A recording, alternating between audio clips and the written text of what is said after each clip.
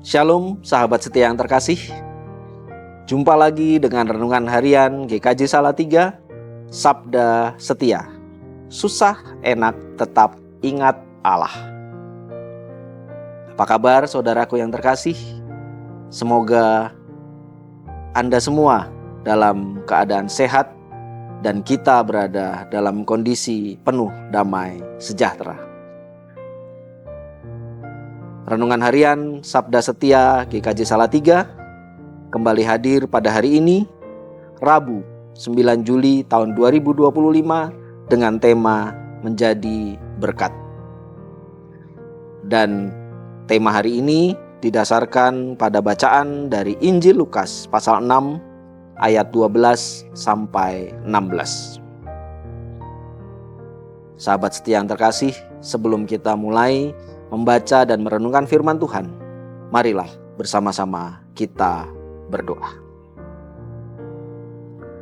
Allah Bapa Surgawi, kami memohon perkenan-Mu dalam kami menggumuli sebagian dari firman-Mu ini. Kiranya kuasa Roh Kudus-Mu dapat menuntun kami pada jalan dan kehendak-Mu, dan biarlah dapat memampukan kami untuk memahami maksud dan firman-Mu. Dalam nama Tuhan Yesus Kristus kami berdoa. Amin. Sahabat setia yang terkasih, marilah bersama kita membaca nats firman Tuhan dari Injil Lukas pasal 6 ayat ke-13 yang berbunyi demikian. Ketika hari siang, ia memanggil murid-muridnya kepadanya, lalu memilih dari antara mereka 12 orang yang disebutnya rasul. Demikianlah firman Tuhan. Renungan kita pada hari ini diberi judul Murid yang dapat diandalkan. Sahabat setia, barangkali pernah mendengar nama Pheidippides. Dia adalah salah seorang prajurit Yunani yang sangat tangguh, dapat dipercaya dan diandalkan dalam melakukan tugas yang berat. Pheidippides memiliki kecepatan dan ketahanan dalam berlari jarak jauh. Oleh karena kemampuannya itu, ia dipilih untuk menyampaikan berita gembira kepada warga Athena tentang kemenangan Yunani atas Persia dalam pertempuran di Marathon. Pheidippides melaksanakan tugas dengan baik dan ia tidak berhenti sebelum berita itu tersampaikan. Meskipun pada akhirnya ia tidak mampu bernafas karena mengalami kelelahan.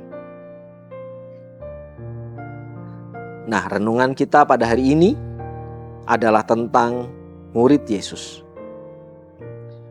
Tuhan Yesus sebagai seorang guru memerlukan murid yang memenuhi kriteria untuk menjalankan tugas penting di masa mendatang. Karena tugas ini tidak ringan, di mana tugas ini akan menghadapi berbagai tantangan dan tekanan. Oleh karena itu, untuk mempersiapkannya, Tuhan Yesus secara khusyuk berdoa sepanjang malam. Ini menunjukkan bahwa tugas yang akan diemban oleh para murid begitu penting. Tuhan Yesus memandang betapa berharganya manusia di bawah bayang-bayang kebinasaan. Dari hasil pergumulan Tuhan Yesus itu, dari sekian banyak murid yang mengikutinya, akhirnya Tuhan Yesus memilih 12 orang yang kemudian menjadi rasulnya. Dari catatan ini kita memahami bahwa para murid yang dipilih ini adalah pribadi yang dapat diandalkan untuk menjalankan tugas-tugas yang berat. Apakah tugas utamanya? Tidak lain dan tidak bukan adalah menyampaikan kabar baik kepada dunia.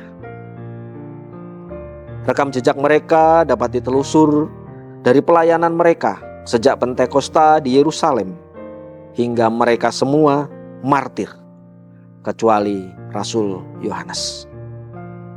Maka sebagaimana pernah dikatakan Tuhan Yesus atas pengakuan Simon Petrus bahwa Yesus adalah Mesias, Yesus mengatakan, "Engkau adalah Petrus, dan di atas batu karang ini aku akan mendirikan jemaatku, dan alam maut tidak akan menguasainya." Jadi, apa yang dikatakan Tuhan Yesus kepada Simon Petrus dapat diwujudkan dengan lahirnya gereja-gereja di luar Yerusalem oleh pewartaan yang telah dilakukan oleh para rasul. Sahabat setia yang terkasih, kita memang bukan rasul, tetapi kita juga murid Yesus yang memiliki tugas seperti rasul. Apakah tugas itu? Tugas itu adalah menjadi saksi dan mewartakan kabar baik tentang keselamatan yang diberikan Tuhan Yesus bagi dunia ini. Kita dipanggil untuk hidup kudus dan berdampak bagi sesama. Kita dapat menjadi muridnya yang dapat diandalkan untuk mewujudkan rencananya. Sebagai saksi Kristus yang mendatangkan sukacita dan damai sejahtera. Untuk tugas mulia itulah kita diutus menjadi murid. Semoga Tuhan memberkati dan menguatkan kita semua. Amin. Saudaraku yang terkasih, marilah kita berdoa. Bapa yang rahmani, sungguh kami bersyukur karena kami boleh menjadi yang terpilih di antara sekian banyak yang terpanggil untuk melakukan pekerjaan baik. Mampukan kami untuk mengerjakan bagian kami, sehingga kami dapat menuntaskan apa yang Engkau tugaskan pada kami untuk kemuliaan nama-Mu. Dalam nama Tuhan Yesus kami telah berdoa. Amin. Sahabat setia yang terkasih, demikianlah renungan Sabda Setia hari ini. Selamat beraktivitas, tetap semangat, kiranya Tuhan memberkati kita. Salam setia, susah enak, tetap ingat Allah.